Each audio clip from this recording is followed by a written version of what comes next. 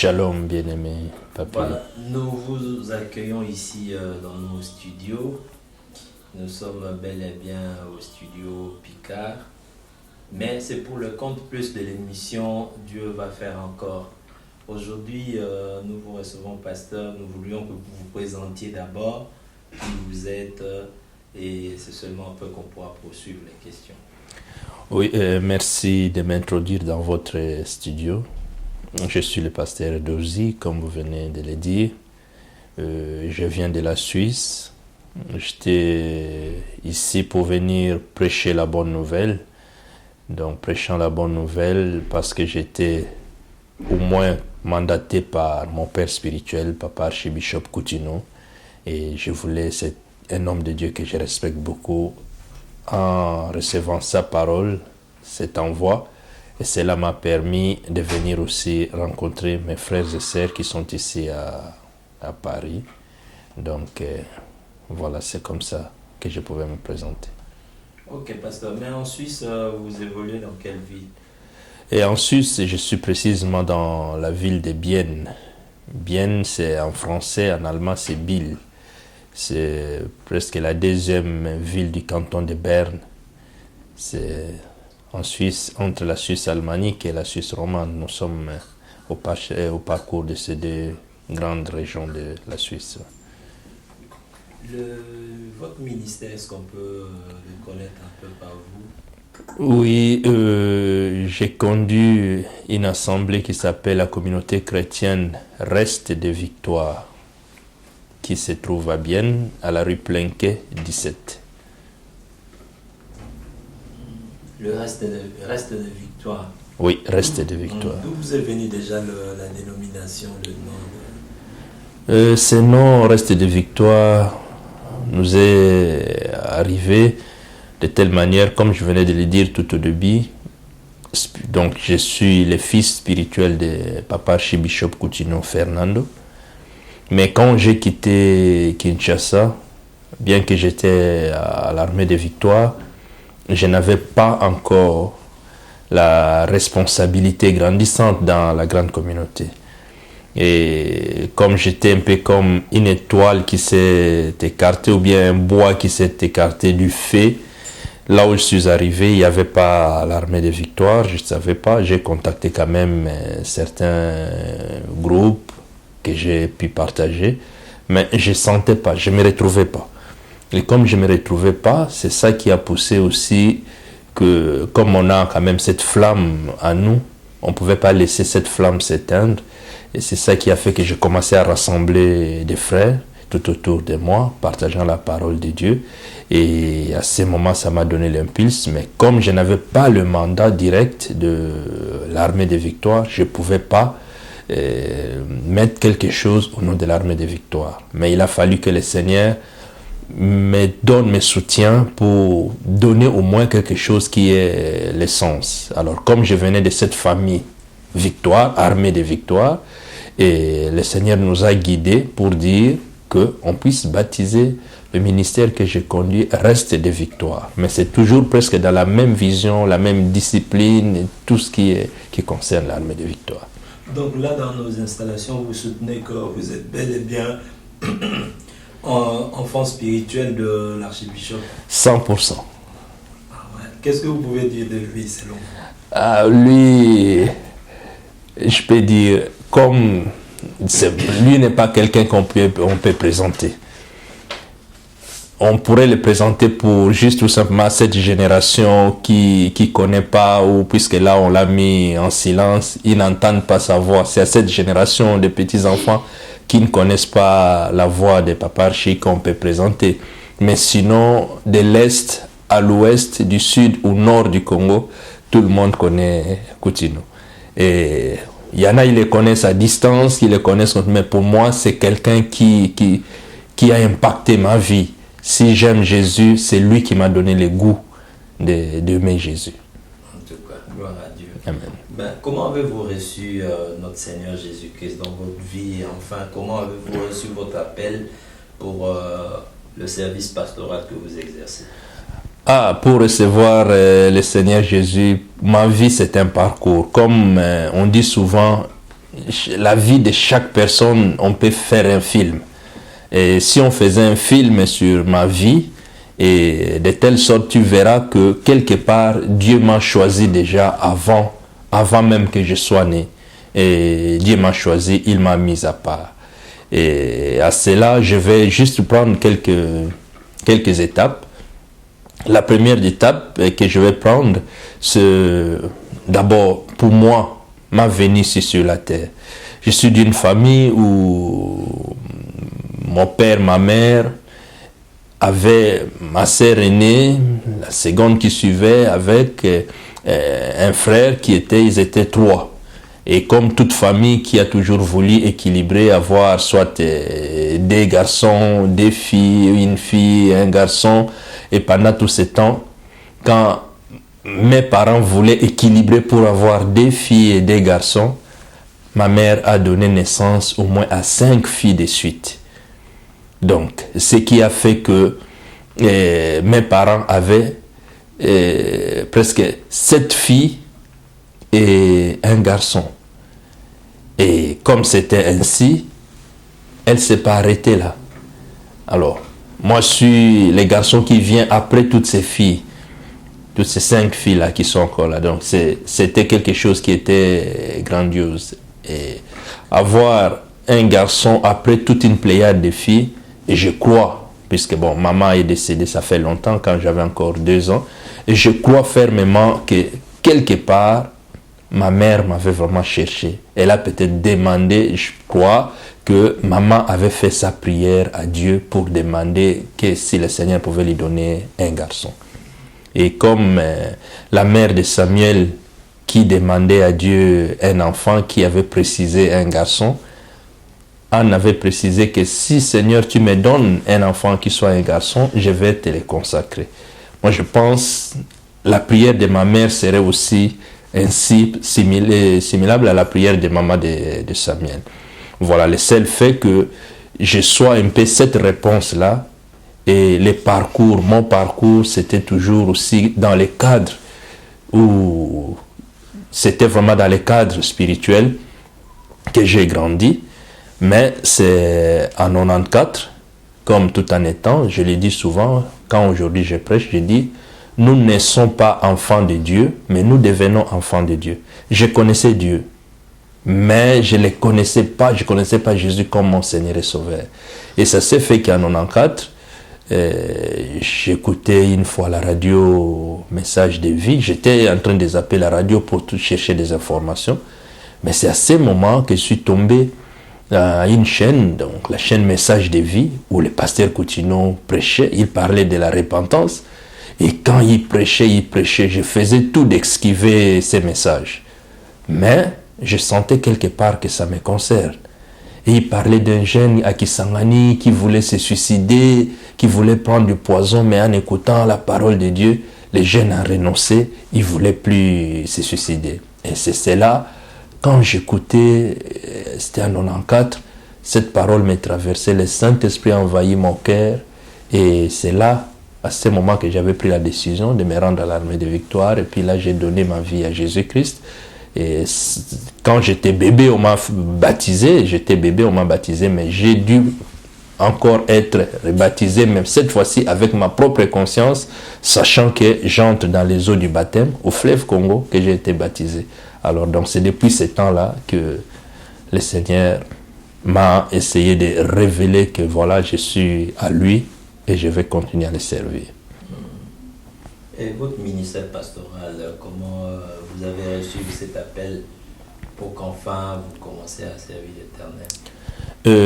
Pour enfin servir l'Éternel, c'était, je peux dire, c'est en 2005. C'est en 2005 que tout a commencé. Et tout a commencé à ce moment aussi, quand tout a commencé, je me suis mis dans l'œuvre du Seigneur pour répondre d'abord à l'appel du Seigneur comme lui-même m'a appelé.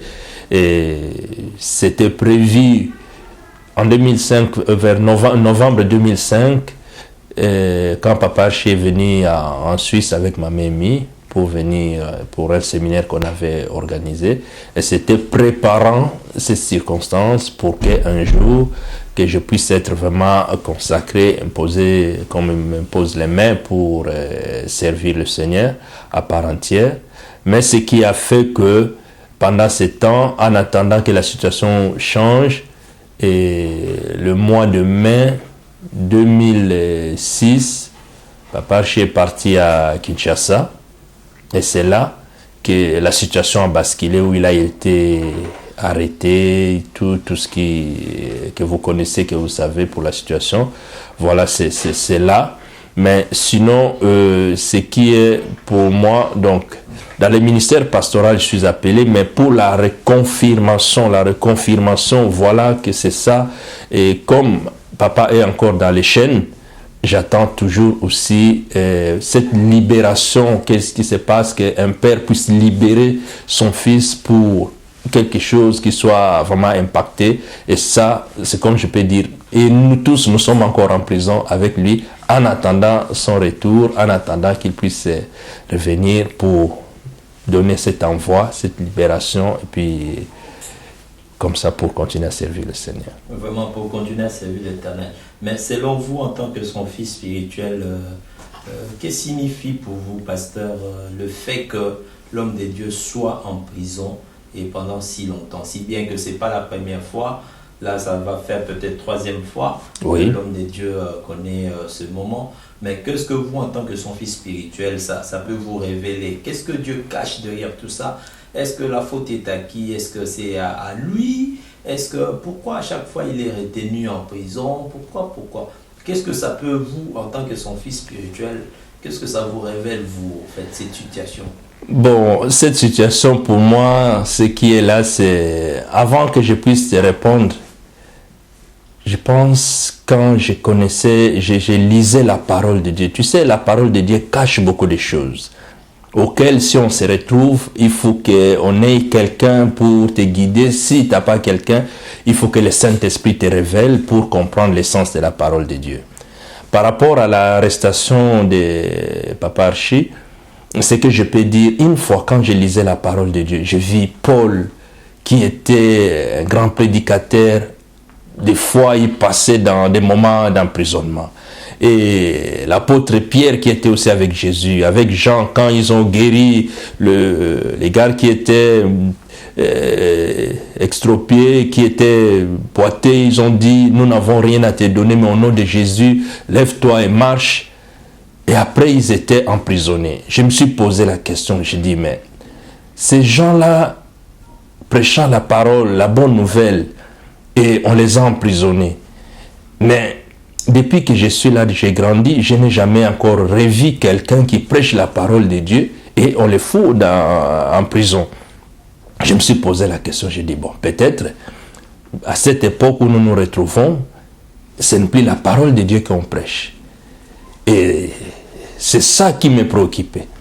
Mais de voir que Papa Archi prêche la parole de Dieu, aujourd'hui il est en prison, je me suis posé la question, ou soit on dirait c'est lui qui est en erreur, ou bien c'est ceux qui ne sont pas en prison qui sont en erreur. Mais j'ai compris une chose, quand tu suis tout ce qu'il dit, ou tout ce qu'il disait avant, et c'est là tu sens que c'est un homme de Dieu. Donc la place d'un homme de Dieu, c'est pas rester dehors, avoir les ventres grands, porter des cravates, tout ceci. Non, la place de l'homme de Dieu, c'est parce qu'il refuse des compromis, parce qu'il refuse de servir le diable, parce qu'il refuse de fléchir les genoux devant Baal, et c'est pourquoi on l'a mis là. C'est pourquoi moi je te dirais tout simplement que pour moi la compréhension que Papa Archi soit en prison, c'est le message. C'est ces messages. Quand le diable n'est pas content, il doit chercher par tous les moyens pour faire croupir l'homme de Dieu. Mais c'est le message qui sort en lui qui fait qu'il soit là. Merci, homme de Dieu. C'est quoi le grand miracle que vous pouvez vous témoigner aujourd'hui à ces jours? Nous sommes 26 mai 2013. Par rapport au Dieu créateur, c'est lui qui vous a créé. Qu'est-ce que vous pouvez reconnaître comme grand miracle dans votre vie? Ah, les grands miracles dans ma vie. Ou un grand témoignage, si vous voulez. Les grands témoignages, il y en a tellement de témoignages, il y en a tellement, mais je pourrais dire, il y a un témoignage qui m'a toujours marqué. Je pense que j'avais 17 ou 18 ans. Et à ce moment, j'étais malade. J'étais vraiment malade. Et quand tout le monde venait me visiter, j'étais malade pourquoi c'était un grand miracle. Je vais retourner un peu en arrière. Comme je venais de dire que donc dans ma famille, mon père avait deux filles, un garçon, et après ces 2 filles et un garçon, ils ont eu la multitude de filles.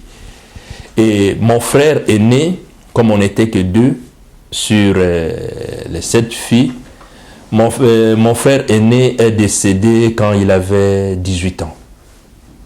Et on avait dit qu'il avait les cancers des foie. Il est décédé au Congo.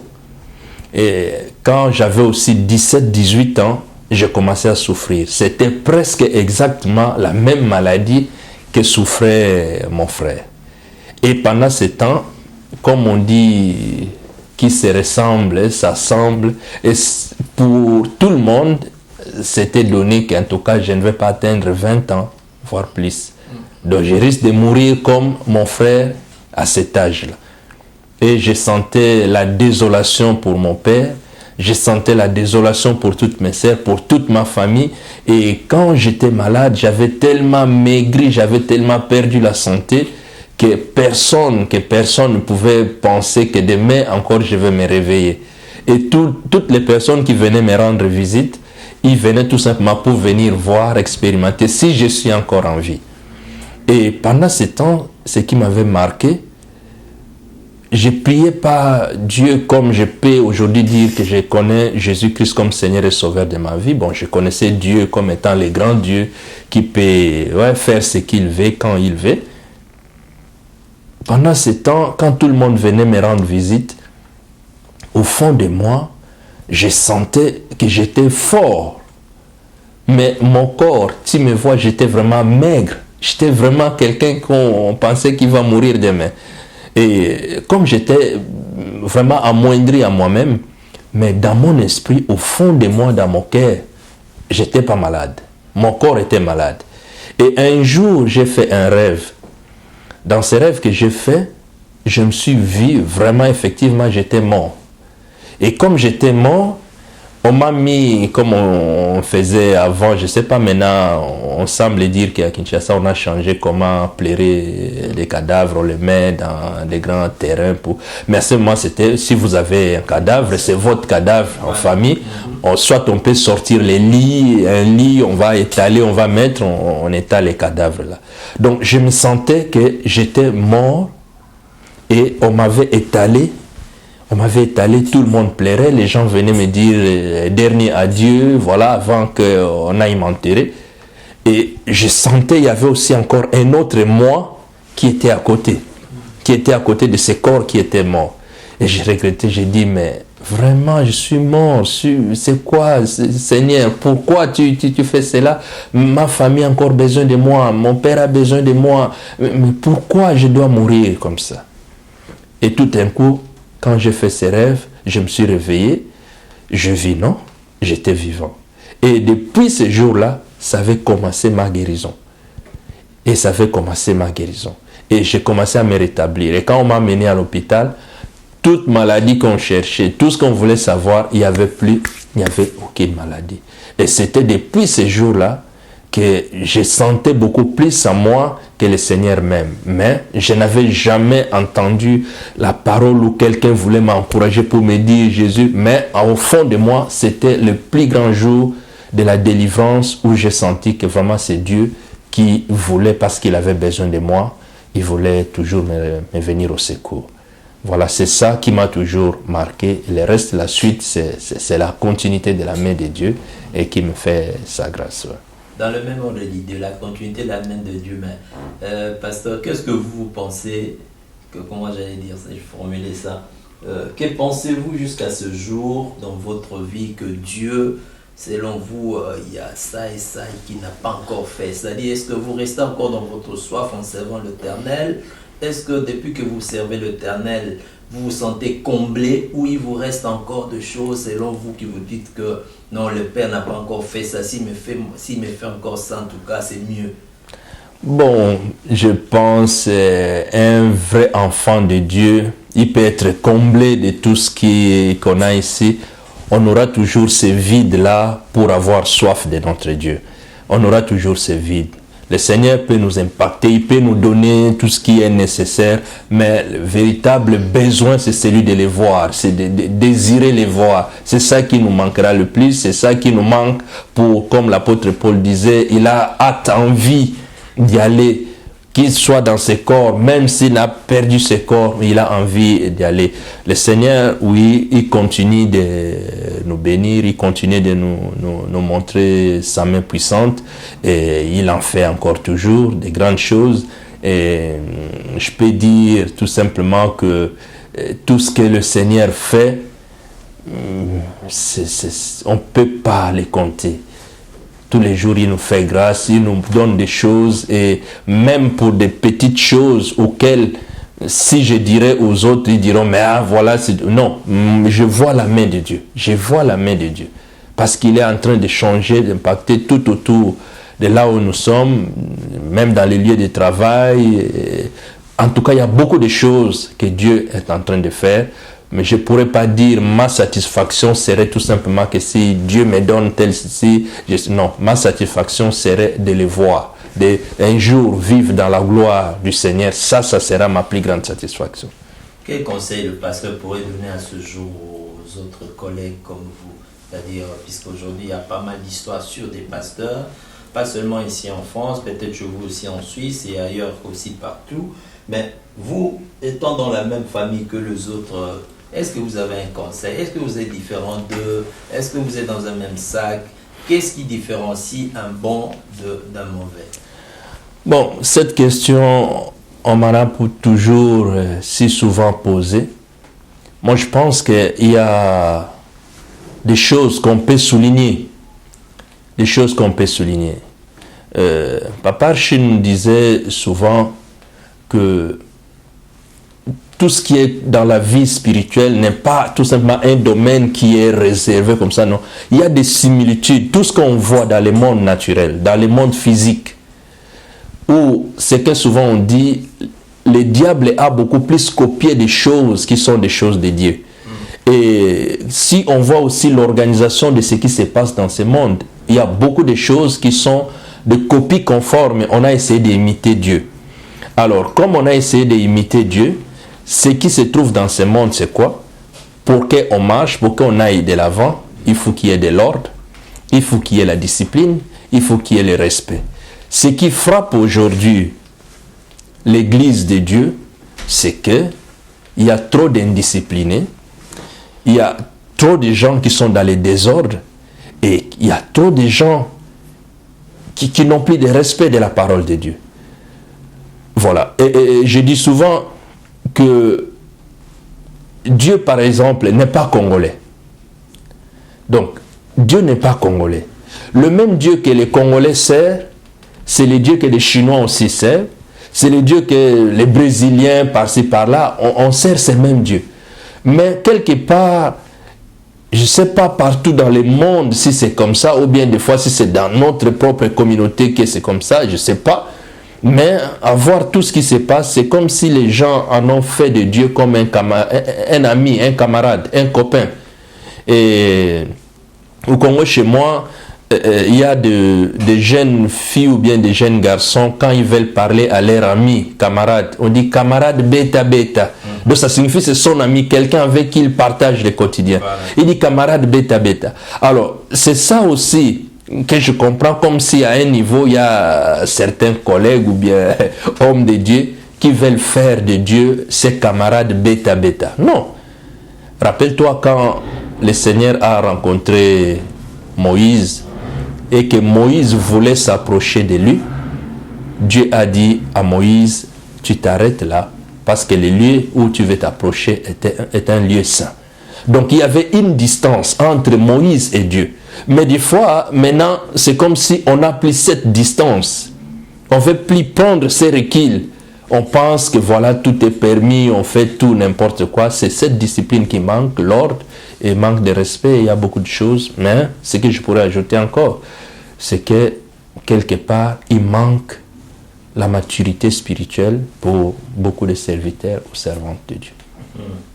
Manque de maturité spirituelle pour beaucoup de serviteurs, servantes de Dieu. Et pourtant, c'est eux. Et pourtant, c'est eux qui nous prêchent la parole. Et pourtant, c'est eux qui semblent être censés nous parler de la part de Dieu. Donc, je pense que là, déjà, il y a un danger. Mais la parole de Dieu dit également que Jésus-Christ revient bientôt. Moi, j'ai toujours tendance à dire que depuis que la parole a été écrite, depuis que la Bible a été faite comme telle, cette phrase, ce verset existait déjà. Ouais. Mais depuis ce jour jusqu'à maintenant, on continue à proclamer que Jésus-Christ revient bientôt. Mais pasteur, selon vous, est-ce qu'il y a des signes? Est-ce que nous nous approchons du fait que le Seigneur va revenir? Mon frère, les signes, on ne peut pas chercher les signes au ciel, mais les signes sont là parmi nous. On voit des signes qui sont parmi nous et de tout ce qui se passe. Mais sachant là que les gens ne cherchent pas, puisqu'on dit le Seigneur vient bientôt, et il y en a, ils vont être appelés dans des courses, des choses, des distractions. Le Seigneur revient bientôt. Il y a des signes. Tu vois tout ce qui se passe ici, surtout en Europe, où dans des pays, on est en train... La loi des nations, des pays européens, des pays européens, qui cherchent à introduire dans leur constitution la loi que les hommes entre les hommes se marient, les femmes entre les femmes puissent se marier, et de railler les noms de Dieu dans la constitution de l'Union européenne. Mais tout ça, c'est des signes qui montrent effectivement que les temps sont devenus durs. Et les temps qui sont arrivés... N'en parlons même pas des guerres, des situations qui se passent. Mais d'abord, ce qui se passe tout autour de nous. La rébellion des enfants envers leurs parents. Et tout ça. Et ça sont des signes. Ça sont des signes. Mais je ne dirais pas que le Seigneur il arrive demain, le 27 ou bien... Non. Il va venir. Parce que nous savons, tout ce que nous voyons montre bien que le temps est devenu dur. Et le Seigneur est sur le point d'arriver. Par rapport à la loi française, là, la loi que la France vient d'adopter, puisque vous avez frôlé un peu le sujet déjà, j'avais cette question. Mais à un moment donné, nous, on se demande, étant chrétiens, mais qu'est-ce qui se passe, je veux dire, dans le tête de plusieurs serviteurs de Dieu, qui, lorsque nous sommes dans des églises, ils nous parlent de la part du Seigneur, en soutenant le fait que la famille, c'est vraiment quelque chose de prioritaire, c'est quelque chose de consistant, c'est quelque chose de sérieux que nous avons hérité des dieux, car Dieu a créé l'homme et la femme et après il a demandé à ce qu'ils deviennent un. Mais maintenant là que ceux que nous appelons comme de païens, les Français de foi, quand nous sommes dans nos églises, nous les jugeons comme étant de païens, comme étant de mondains, mais c'est au moins eux qui se sont levés et ont commencé à marcher pour dire non à cette loi qui, selon eux, pensent que demain, ça va tout déranger. Mais nous, les évangéliques, où est notre place? Je sais que vous venez de Suisse, mais étant dans le corps de Christ, je pense que, pasteur, vous aurez un mot à dire. Bon, j'ai un mot à dire. C'est là toujours, je prends un exemple, je me réfère toujours à mon père spirituel. Il y a une fois, papa, je prêchais une parole, la parole de Dieu. Il revenait du voyage de l'Europe, parce que moi j'étais encore au Congo. Et quand il est venu, il a prêché, il dit une fois, il était en Belgique, il voulait se rendre à Paris, quelque part, il a vu, on faisait une marche, la marche des homosexuels, et il y avait des gens, les hommes entre les hommes qui s'embrassaient, les femmes entre les femmes qui s'embrassaient, toutes ces choses. Il a dit, lui, tant qu'il est au Congo, une fois, même si on veut adopter cette loi, il fera des bruits, il fera de telle sorte qu'on ne puisse pas adopter une telle loi où des hommes entre des hommes se marient, des femmes entre des femmes se marient. Alors c'est pourquoi j'ai dit avant que le fait qui fait, la situation qui fait qu'aujourd'hui il soit en prison, c'est le message qu'il porte, le message qui veut rester dans la fermeté. Aujourd'hui en Europe, on est en train de vivre cette situation. auquel des fois les églises on prône l'union de l'homme et de la femme, mais avec tout ce que nous voyons, les églises des fois n'y participent pas. Celui qui osera participer, comme on essaie toujours de le dire, on va t'appeler tu es xénophobe ou bien quelque chose dans ce sens-là. Et quelques Français ou quelques-uns de ces nations qui voient encore cette flamme, qui pensent encore que le monde est en pleine dérive, c'est eux qui marchent. Et ils marchent juste pour défendre, mais je ne sais pas ce qui a été déjà adopté, si ça va se faire, qu'on puisse changer la loi. Mais moi je pense que pour mieux changer cela, pour vraiment impacter cela, il faut que l'Église se lève et se met debout pour réclamer et revendiquer ses droits. Mais sinon, l'Église est en train de dormir. Ah, vraiment, l'Église est en train de dormir. Mais il y a certains pasteurs, j'en ai suivi sur Internet, qui disent que voilà, vraiment avec l'allure où vont les choses, je parle là dans le sens du diable, la façon dont le diable est en train d'organiser les choses, il y a des spots publicitaires qui nous confirment cela. Moi-même, je fais la pub, je commence à un peu comprendre les choses. Dans de métaux, nous avons des affiches publicitaires où vraiment on vous montre des signes de sang, quelqu'un qui a été mordu par quelqu'un d'autre, voilà des films de vampires qui commencent à devenir comme à la vogue, et on se demande, il y en a des pasteurs, je disais, qui commencent à dire que attention, faisons attention, parce que bientôt, sans la marque du diable, on aura même du mal à être inscrit dans une université, on aura même du mal peut-être aussi à acheter des articles. Est-ce que vous partagez cet avis ou C'est là où toujours, peut-être, quand on parle, je ne cesserai de me rappeler de mon père spirituel, le pasteur Coutinho. Je ne cesserai de me rappeler de lui. Peut-être, il y en a, ils trouveront que c'est un peu comme une exagération, mais c'est quelqu'un qui s'est tiré l'alarme. C'est quelqu'un qui sait parler. Mais des fois, il n'y a pas beaucoup de gens qui essayent de saisir son message. Il y en a qui essayent tout simplement de les copier comme ça parce qu'ils voient, ils copient, ils font ces choses. Papa Archi a été l'un des premiers pasteurs au Congo à installer une radio et la télévision pour prêcher la bonne nouvelle. Aujourd'hui, on envoie des pasteurs. Ils ont aussi des télévisions, des radios pour commencer à prêcher, juste pour copier, pour imiter. Mais ici en Europe, l'évangile en Afrique, avant d'arriver, est passé par l'Europe. Et ici en Europe, quand tu vois, il y a des chaînes de télévision qui nous montrent ces films de vampires. Il y a des chaînes de télévision, des panneaux publicitaires qui nous montrent de ces sangs, qui nous montrent tout cela. Et ces gens qui servent le diable, ils ont les moyens pour faire des publicités, pour faire cela. L'Église, où est-elle? On voit des téléréalités où on nous montre la nudité des enfants, des jeunes à tout moment. Est-ce que l'Église n'a pas les moyens de mettre des émissions, d'installer des chaînes de télévision et des radios où ils peuvent annoncer la bonne nouvelle? Partout. Je me pose des fois même cette question, je demande aux Suisses. Ils font des manifestations. Tu arrives à un endroit, c'est un endroit public. Si les homosexuels veulent marcher, ils ont les droits. Si on veut jouer un concert de rock ou quoi, ils ont les droits. Si on veut... Mais l'Église n'organise même pas de campagnes ou bien des ventes des endroits publics. Non, il n'y a pas.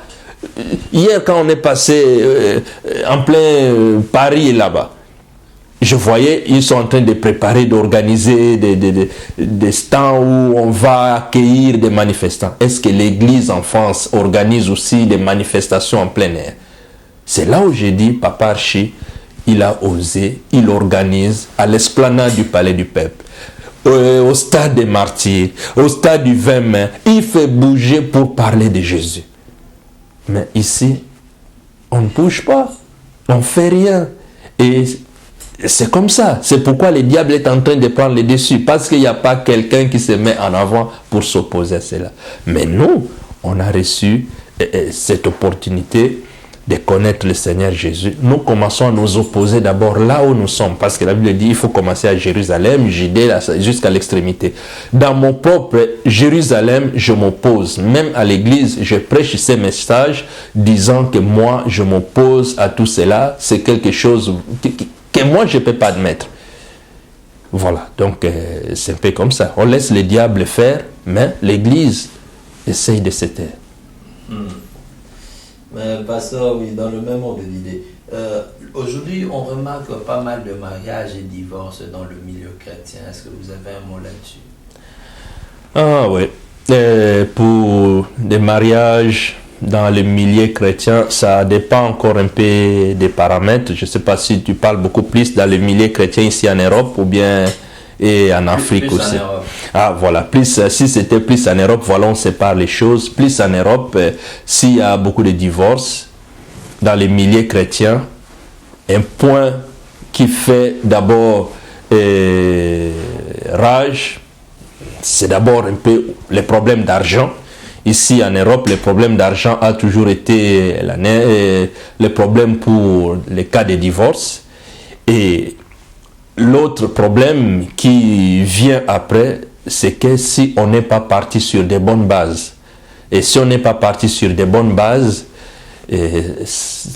en principe, la finalité, c'est que ça peut aboutir à un divorce. C'est pourquoi, quand on est chrétien, mais on n'a pas commencé dans les bonnes bases, on n'a pas respecté, parce que tu sais que chez nous, les mariages n'est pas tout simplement les mariages à l'église. Les mariages commencent d'abord auprès des parents. Les garçons se présentera aux parents de la jeune fille, les parents du jeune garçon saura aussi connaîtra la fille qui est avec leur fils. Viendra ensuite l'étape de la mairie.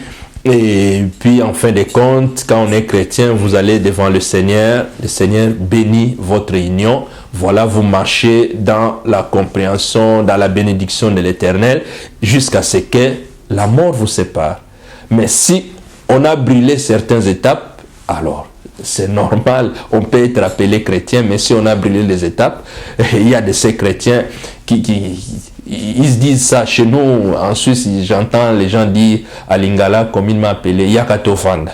Donc, vous mariez comme ça. Vous n'êtes même pas marié, vous avez des enfants, mais les jours où vous vous séparez, on dit ils sont divorcés. Non, vous n'êtes même pas marié.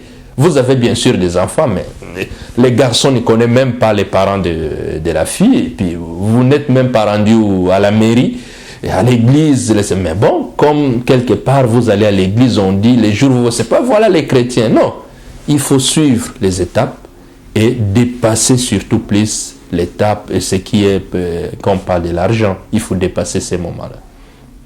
Parce que est-ce qu'aujourd'hui il y a un danger par rapport à l'outil que nous appelons Internet face au peuple en tant que peuple, créature des dieux, et en même temps, ces deux volets, cette question, et aussi face à un chrétien. Est-ce que Internet, aujourd'hui, je parle plus de Facebook, je parle de tous ces réseaux sociaux, est-ce que c'est un danger ou c'est un moyen positif pour... Bon, mais Internet, danger ou pas danger, moi je prends toujours, si je prends aussi cet exemple de Facebook, je prends l'Internet comme tout simplement, c'est le monde dans lequel nous vivons. Et ce monde-là est transposé dans ces appareils que nous utilisons, dans les téléphones, dans l'ordinateur, mais c'est le monde réel que nous vivons. Or, dans le monde réel où nous vivons, il y a certains endroits, tu vois, c'est écrit, c'est mentionné telle chose. Ça dépend de chacun, ça dépend de tes convictions au fond de ton cœur. Et par exemple, en Suisse, dans de nombreuses villes, quand tu marches, je ne sais pas ici comment ça se présente, mais en Suisse, il y a par exemple des prostituées. Ces prostituées habitent certains immeubles. Et pour savoir que là, il y a des prostituées, ils mettent des lumières rouges au travers de la fenêtre. Tant que tu es nouveau, tu ne connais pas, tu ne sais pas, il faut bien que tu demandes à quelqu'un, mais pourquoi ces lumières rouges? On te dit que ce sont des prostituées. Alors, comme on te dit que c'est des prostituées, par rapport à ce que je connais, par rapport à ce que je fais, je ne peux pas me rendre là-bas. Je ne peux pas me rendre là-bas, puisque je sais que c'est des prostituées. Tu vas quelque part, tu vois que c'est un lieu où on te dit c'est une boîte de nuit. Alors, je n'irai pas là-bas parce que c'est une boîte de nuit. C'est comme aussi pour l'Internet, pour les Facebook. Il y a des gens qui veulent tout exposer, il y a des gens qui veulent faire tout ce qu'ils veulent. Mais si je vois ce n'est pas quelque chose qui me concerne, je ne veux pas m'atteler dedans. Mais je trouve quelque part qu'au travers de l'Internet, au travers de Facebook, il y a des hommes de Dieu, il y a des amis de longue date qui se retrouvent, et il y a beaucoup de choses qui se passent. C'est un peu comme vraiment dans le monde réel. Chacun a son choix à faire. Qu'est-ce que tu veux, qu'est-ce que tu ne veux pas. Et si tu sens, tu vois quelque chose, non, tu dis ça, c'est pas pour moi. Tu rejettes cela parce qu'on offre. C'est comme le diable met en disposition de tout, et ceux qui sont faibles, qui ne connaissent pas, qui ne sont pas solides, ils vont chercher, ils vont zapper n'importe où pour tomber dans les panneaux du diable. L'accoutrement d'un enfant de Dieu, ça vous dit ça, pasteur? Oui. Qu'est-ce que ça peut être? Comment peut se présenter sur le plan vestimentaire un enfant de Dieu? Ah voilà, un enfant de Dieu, pour son accoutrement, pour son habillement, c'est quelqu'un qui doit s'habiller. Si c'est un homme, il doit s'habiller vraiment comme un homme responsable.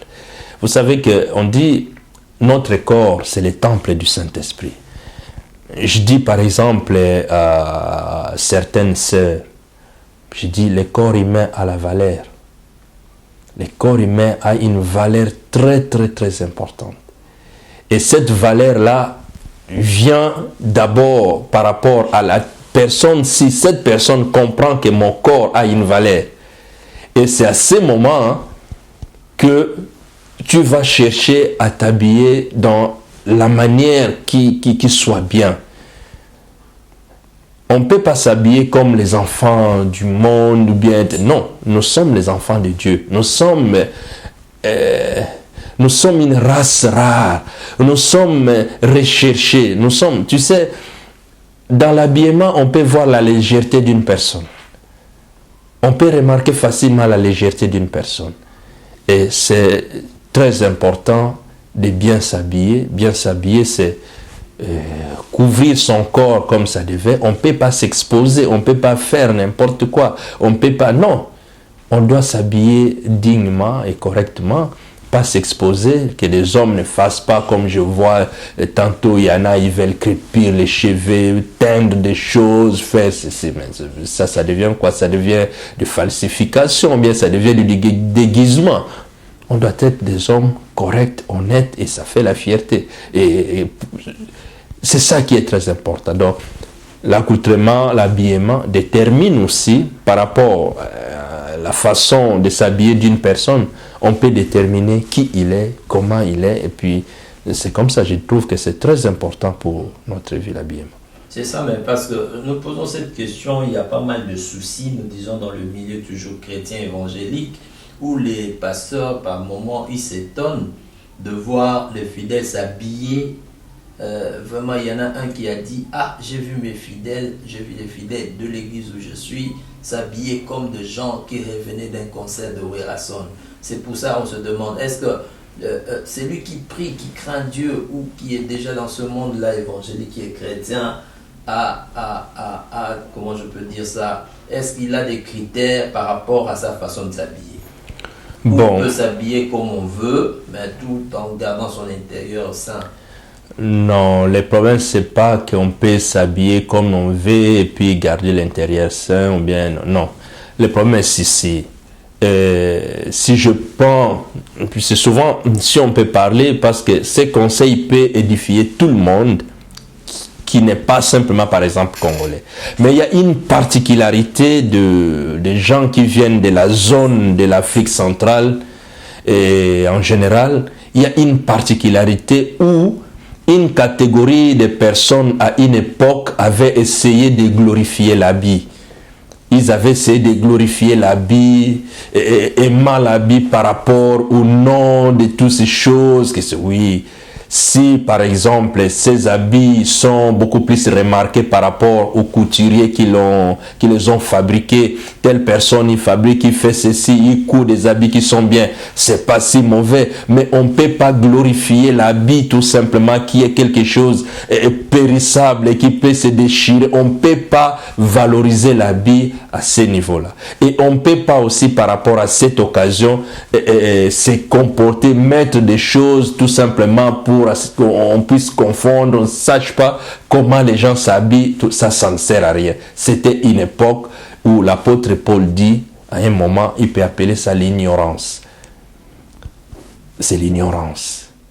Mais dès le moment où on se rend compte, on prend conscience, il y a beaucoup qui regrettent, ils étaient aussi peut-être dans ce style-là, mais aujourd'hui, ils ne sont plus dedans. Ils regrettent. Pour eux, il serait mieux, un peu comme Job le dit, on pouvait effacer même les jours de ma naissance. Il y en a, ils veulent même qu'on puisse effacer toutes ces traces parce qu'ils ont vécu, ils ont fait des choses dans la folie comme ça. Oui, c'est une époque, c'est des gens, si vraiment quelqu'un n'est pas encore touché, les gens peuvent venir à l'église. J'ai dit, il y en a, ils viennent à l'église, ils dansent, ils crient, ils sautent, mais ils n'ont jamais été touchés par la parole de Dieu. Ils n'ont jamais été touchés, ils n'ont jamais été sentis. Et la grâce de Dieu ne les a jamais sortis dans ces milieux-là. Alors, ils restent comme ça. Et souvent, ce que j'ajoute, c'est que quand même Jésus marchait, on dit il y a des foules qui le suivaient. Mais toute la foule n'expérimentait pas la parole de la même chose. Mais tu verras, on dit il y a une personne qui a fait quelque chose, un pas supplémentaire, et cette personne soit a été guérie, cette personne a été ceci, voilà, c'est un peu comme ça. Il y a beaucoup de gens maintenant, ils pensent comme il n'y a plus de concerts ou bien il y a ces choses qui se passent, mais le seul endroit où ils peuvent rencontrer les gens pour montrer ses habits, c'est peut-être à l'église, c'est pourquoi ils viennent, mais celui qui est saisi par l'amour de Dieu, il doit s'habiller proprement, et puis c'est ça qui est important, pas faire des folklore non, il faut être zen et puis c'est comme ça et pas valoriser l'habit comme si c'était notre Seigneur, non. On va parler de la musique chrétienne. Ouais. Nous l'appelons chrétienne parce que apparemment Jésus-Christ est cité dans le parole de ces musiques là, mais il y en a qui sont comme on appelle du monde, qui disent que voilà telle partition ou tel rythme ou telle mélodie était à moi, mais je l'ai entendu dans un disque d'un frère. Ouais, moi je suis dans le milieu de l'événementiel. Vraiment, nous attendons pas mal de choses où les musiciens que nous traitons de mondains dire que voilà, ce rythmique-là c'est à moi, et en tout cas là, ça c'est à moi, c'est mon rythme, hein, c'est ma mélodie, mais voilà, tout ça. Est-ce qu'aujourd'hui la musique chrétienne tient route ou la musique chrétienne n'est que de nom? Bon, l'apôtre Paul met son fils spirituel Timothée en garde. Et il le met en garde contre le faux. Les faux docteurs, tout c'est faux, tout. Il les mettait en garde. Et dans chaque chose, quand il y a les vrais, il y a les faux. Et c'est ce qui donne du fil à retordre aux gens de découvrir les vrais. Et des fois, on peut rejeter les vrais, accepter les faux. Mais il faut avoir les discernements et il faut demeurer dans la grâce du Seigneur pour qu'il vous conduise dans ce qui est vrai. Mais pour la musique, par exemple, toute la musique est composée que de 7 premières notes, ou les notes de la musique, on parle de do, ré, mi, fa, sol, la, si. C'est les notes qui composent la musique, c'est ça. Que ce soit en Amérique, en Afrique, partout, c'est les mêmes notes. Et le mélange de ces notes, c'est ça qui donne un son agréable, et voilà, l'oreille, comment on peut apprécier.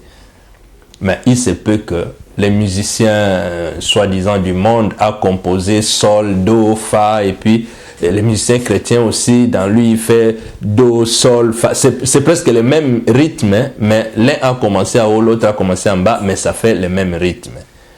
Mais aujourd'hui, les vrais problèmes dans la chrétienté ou bien dans la musique chrétienne, c'est que il y a certaines chansons, il y a certaines paroles où tu écoutes, tu sens, il n'y a rien de spirituel pour vraiment que l'âme soit édifiée, l'esprit soit détendu pour adorer Dieu. Alors, c'est là où on se pose peut-être des questions pour savoir pourquoi, comment.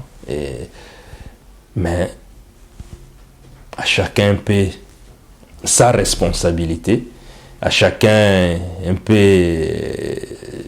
pourquoi il est entré dedans et pourquoi il continue. Mais cette guerre entre voilà, les musiciens du monde, même, je trouve d'ailleurs, il y en a, ils ont tellement duré dans ce monde-là au lieu de venir à Christ. Ils ont tellement duré. J'aime qu'un jour au Congo, on ne parle même plus de cette musique du monde. Ça, c'est mon souhait. Même si ça ne s'est passé pas aujourd'hui, mais un jour, qu'on n'en parle même plus, qu'on parle de la musique chrétienne. Que les Congolais, partout, avec toutes nos langues, nos 450 ou combien de dialectes qui sont au Congo, que tous ces dialectes, les chansons que les gens chantent, soient simplement pour glorifier le Seigneur. C'est ça, c'est ce qui serait, vraiment, mon souhait serait ça. Et finir avec toute cette musique du monde là, finir avec. Et ceux qui les représentent encore, on leur donne quelques temps, après ils finissent, ils reviennent tous, et puis ils commencent à chanter pour le Seigneur. Gloire à Dieu, pasteur.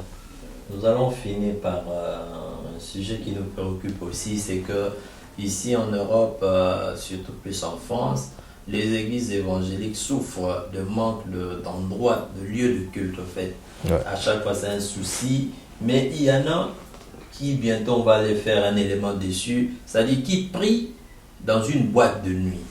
Est-ce que par rapport aux choses de Dieu, est-ce que ça tient route ou bien c'est des choses à déconseiller, à encourager, à prier sur ça ou comment vous pouvez réagir à ça? Bon, ce problème-là de manque de locaux pour les églises, pour le peuple de Dieu en Europe, oui, c'est presque partout où ça se passe. Mais le problème en est que dans cette situation, il faut pas tomber dans les pièges. Il ne faut pas tomber dans les pièges. Parce qu'un enfant de Dieu, quand il marche, ce qui a toujours été, il y a des embuscades, il y a des pièges. Je me rappelle encore en 99, quand Papa Archi était en prison, c'était lorsqu'on avait dit il a brûlé le Coran, oui, les papiers. Ce dimanche-là, je sais encore, c'était un dimanche, le 16 septembre 99, où un jeune donnait son témoignage, il a parlé de comment il a reçu Jésus. J'étais là à l'église, j'ai vu comment tout ça s'est passé. Et un bon jour, quand nous sommes allés en prison pour aller leur rendre visite, il nous disait: tenez bon, parce que nous sommes en guerre contre le diable. Nous sommes en guerre contre le diable. Le diable sait pertinemment que nous sommes en guerre contre lui. Mais faites attention, sur les champs de bataille, il y en a, ils reçoivent des balles. Ceux qui tombent, qui meurent, vous les abandonnez. Vous pouvez secourir que les blessés, mais vous, il faut continuer. Il faut foncer, il faut avancer. Voilà, ces principes-là m'est resté. Ce principe m'est resté au fond de moi. Aujourd'hui, par manque de salles, par manque de possibilités pour... Le danger, ce n'est pas manquer de salles. Le danger, ce n'est pas d'aller prier tel endroit. Le danger, c'est de tomber dans des compromis, mon frère. Le plus grand danger, le piège, c'est de tomber dans des compromis. C'est-à-dire ceci. Aujourd'hui, par manque de salles, c'est un problème, c'est un fait qui est. Et c'est là où je dis, par manque de ces salles, il y en a qui risquent de tomber dans des compromis, de telle sorte que, si vous avez une salle, par exemple, comme il y en a, ils en ont perdu, et le pasteur, au lieu de prêcher la bonne nouvelle, il ne pourra plus prêcher la bonne nouvelle. L'évangile qui transforme les vies. Et il va changer le message. Pourquoi? Parce qu'il y a des enfants de Dieu qui sont dedans, des frères, des sœurs, qui font n'importe quoi, mais parce qu'ils ramènent les paquets dans l'église, il faut les garder à tout prix. Et c'est ça qui sera le danger. Et le danger encore, c'est quoi? C'est que, par exemple, on y va dans ces boîtes de nuit où on dit, bon, les jours, Les matins, c'est nous, la journée, c'est l'église, et la nuit, c'est une boîte de nuit. Il y a certains démons géants qui sont dans ces boîtes de nuit, qui viennent faire l'amalgame. Est-ce que vous êtes vraiment spirituel? Parce que le but, c'est de détrôner les camps du diable, hein, de remplir les camps de notre Dieu. Est-ce que, quand vous y allez là-bas, vous n'êtes pas dans des compromis? Est-ce que vous êtes dans la fermeté de telle sorte que vous pouvez prendre possession? Si le but, c'est ça, qu'un jour, c'était bon, la nuit, il y avait boîte de nuit, et que ça puisse devenir un lieu qui donne gloire à Dieu. D'accord, pas de problème. Mais pas que ça soit un lieu où ça sera encore que ceux qui sont la nuit là-bas, c'est le même qui sont ceci, et pour attirer les autres dans les ténèbres. C'est là le danger. Parce que l'Église on doit chercher à comprendre, à connaître quels sont les plans de Dieu dans ces moments. On risque d'être, c'est comme à l'époque de Noé ou bien tout, où à ces moments, quand Noé construisait son bateau, les gens se mariaient, ils faisaient leurs fêtes, ils étaient dans la distraction, croyant que les choses se passent là-bas, mais les vraies choses se passaient là où était Noé. Alors, c'est pourquoi j'ai dit, on a un problème, le problème des manques de salles, les problèmes de tout cela, mais les problèmes, les plus grands dangers, ce n'est pas le manque de salles, le plus grand danger, c'est de tomber dans des compromis. Tomber dans les compromis du diable. C'est ça, les grands pièges, c'est ça les grands dangers.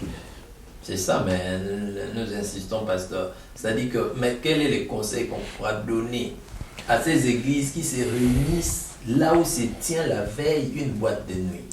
J'en connais déjà une, là, on en parle encore d'une deuxième, mais on a pensé descendre sur place, filmer ça et puis en parler. Oui, Est-ce qu'il y a un conseil à donner? Est-ce qu'il y a lieu carrément à ces pasteurs-là vraiment de quitter les lieux? Je ne sais pas. C'est ça que je dis, c'est le sens que je donne le conseil, c'est celui-là, que si ces pasteurs-là, convaincus,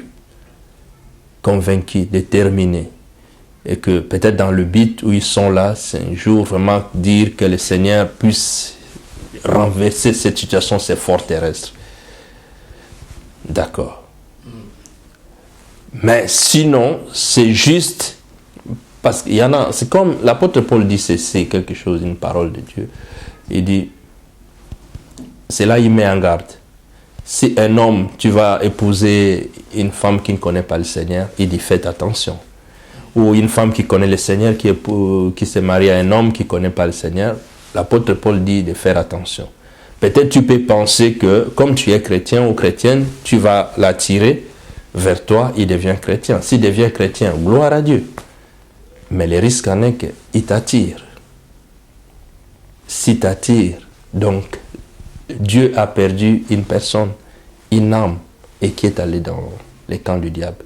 Et si ces pasteurs, et ces églises sont convaincus, et c'est l'appel, c'est l'envoi, c'est convaincu par ce que le Seigneur les a donné, ou si c'est simplement par manque et qu'on ne sait pas où aller, bon voilà, on va aller faire des comptes, puisque je pense qu'il y a eu une certaine négociation avant qu'ils arrivent là-bas.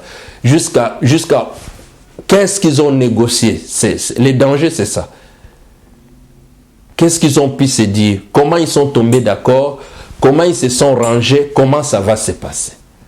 C'est là où il y a les dangers. Dans la vie, on voit, oui, c'était une boîte de nuit, mais jusqu'où? Ils ont fait des compromis.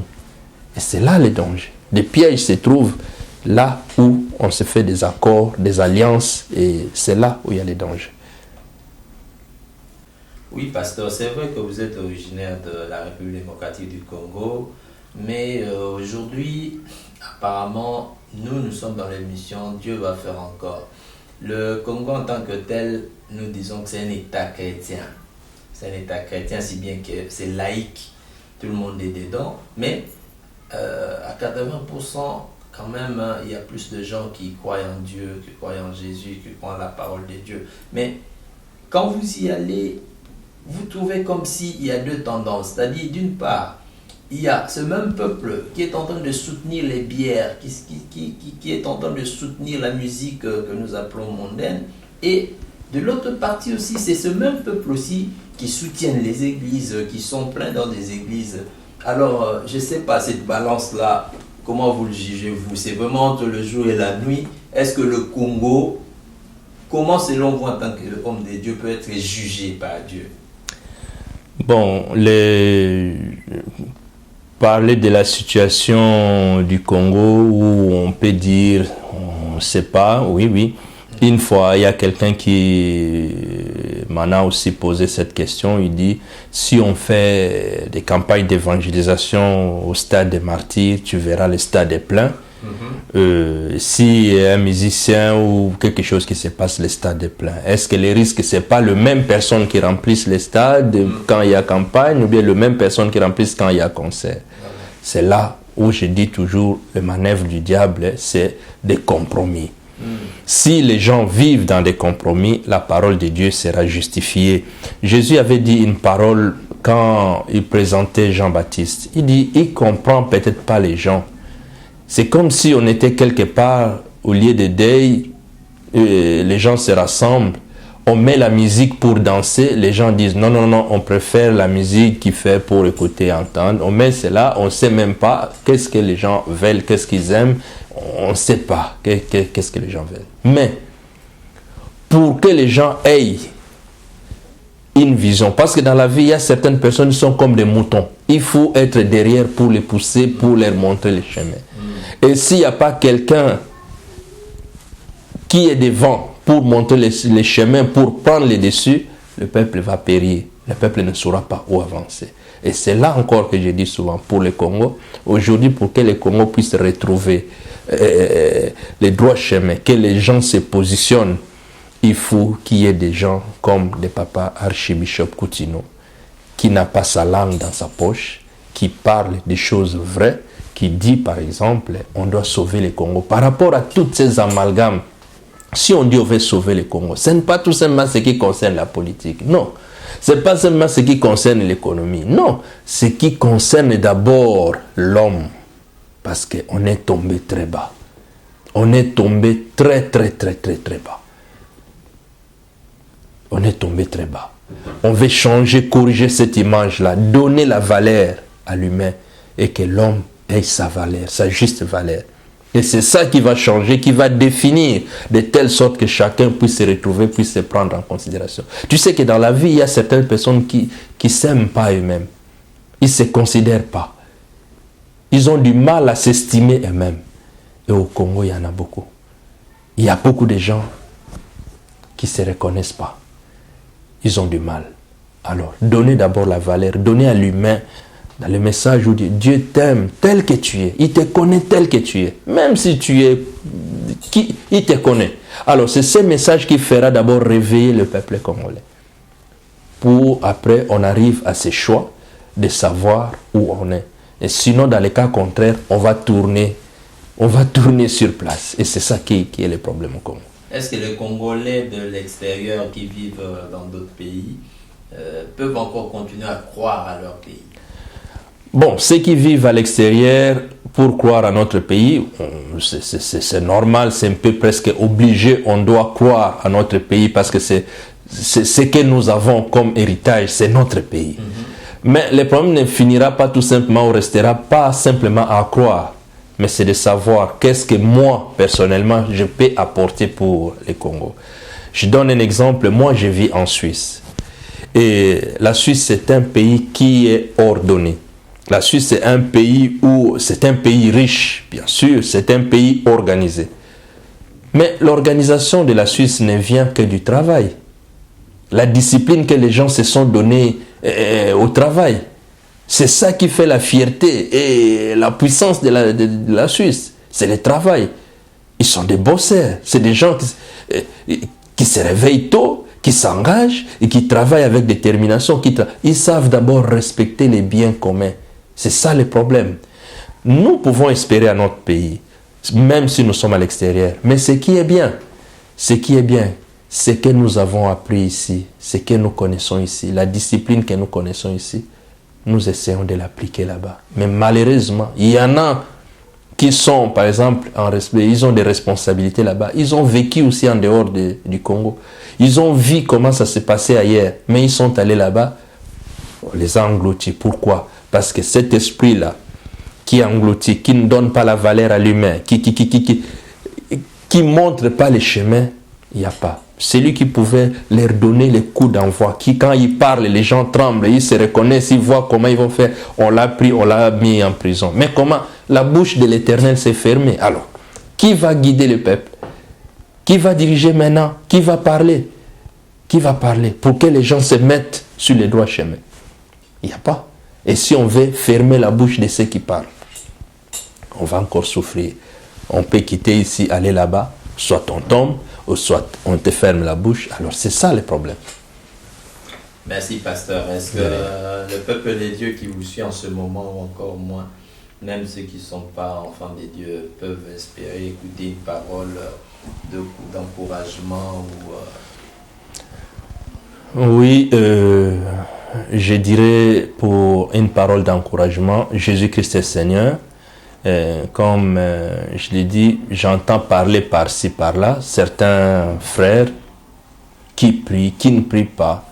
Il y en a qui disent par rapport à cette souffrance, à la situation qui arrive, c'est comme si, oui, Jésus n'est pas, c'est un Dieu des Blancs, nous devons aussi avoir notre Dieu africain, conformons-nous à ce qui, nos dieux, pour se séparer de tout cela. Non.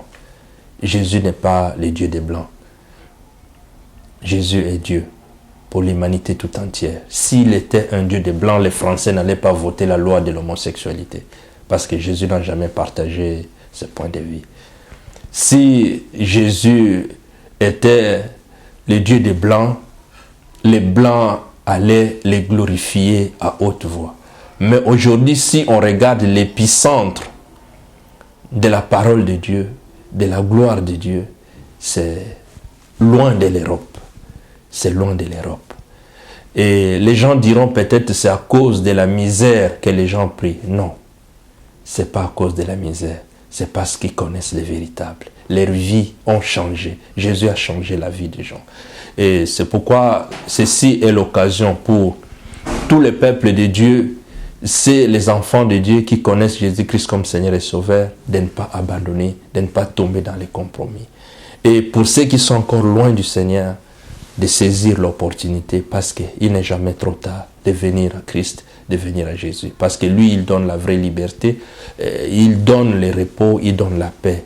Et c'est ça qui est très important. Donc mon message que je peux m'adresser à tout le monde, c'est dire que le Seigneur nous aime et il nous tend toujours sa main, et sa main de grâce et sa main de miséricorde. Donc tu peux le saisir maintenant là où tu es et donner ta main. Il te conduira, il t'aidera, parce qu'il n'abandonne personne. Il n'a pas de choix, il n'a pas de préférence. Il aime toute personne qui a été créée à l'image de Dieu. Voilà, c'est ce message que je pouvais adresser à tout le monde. Donc, à cela, je dis tout simplement que Dieu va faire encore, il la fera encore. Parce que notre Dieu, c'est le Dieu des temps. Dans le passé, il était Dieu. Aujourd'hui, il est Dieu. Dans le futur, il est Dieu. Et je crois fermement, il en fera encore des choses qui vont nous étonner. Parce qu'il est au contrôle. Il est au contrôle de la situation. Amen.